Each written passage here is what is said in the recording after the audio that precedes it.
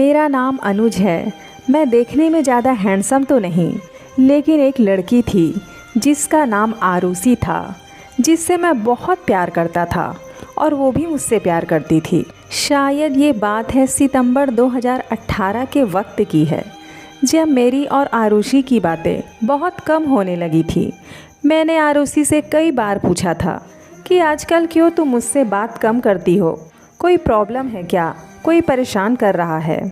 लेकिन आरुषि ने मुझे कुछ नहीं बताया। फिर एक दिन रात को 11:30 बजे मुझे आरुषि की याद आ रही थी और मैंने सोचा क्यों ना उससे बात कर लूं। लेकिन जब फ़ोन किया तो उसका फ़ोन बिजी था। मुझे बड़ी हैरानी हुई कि इस समय उसका फ़ोन बिजी क्यों है। मैंने 2-3 बार ट्राई किया, लेकिन फिर भी बिजी था। थोड़ी देर बाद आरुषि का फ़ोन आ गया और उसने कहा कि उसकी फ्रेंड नेहा का फ़ोन था और वो कल की कॉलेज असाइनमेंट के बारे में पूछ रही थी।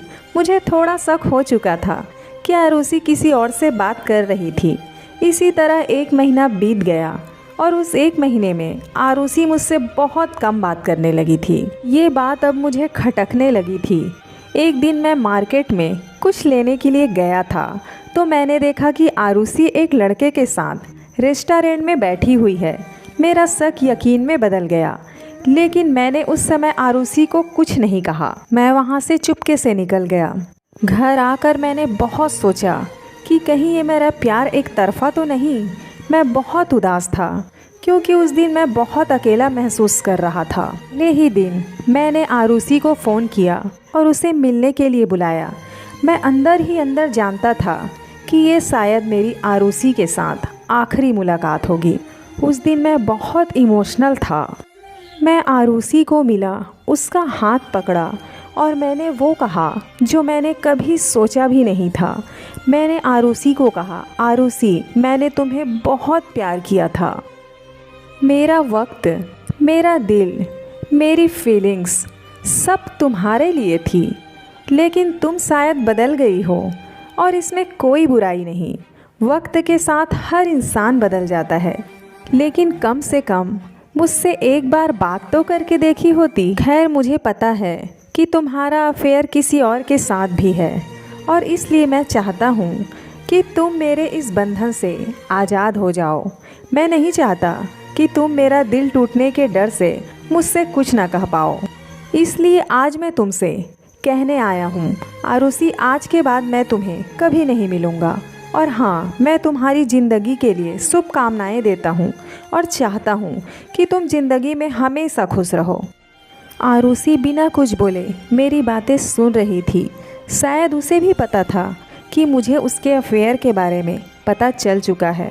उसकी आंखें भी नम थी, लेकिन अब मुझे कोई फ़र्क नहीं पड़ता था। दोस्तों, ब्रेकअप के बाद मैंने क्या सीखा? उस दिन मैंने सीखा कि जो तुम्हारी खामोशी नहीं सुन सकता, वो तुम्हारे लफ्ज़ भी कभी नहीं सुन सकता। कभी किसी को इतना प्यार मत करो कि वो तुम्हारी ज़िंदगी बन जाए। उसके जाने के बाद जीना बहुत मुश्किल हो जाता है। प्यार ज़िंदगी में सिर्फ एक बार होता है और इसलिए बड़ी सावधानी से अपना लाइफ पार्टनर चुनिए।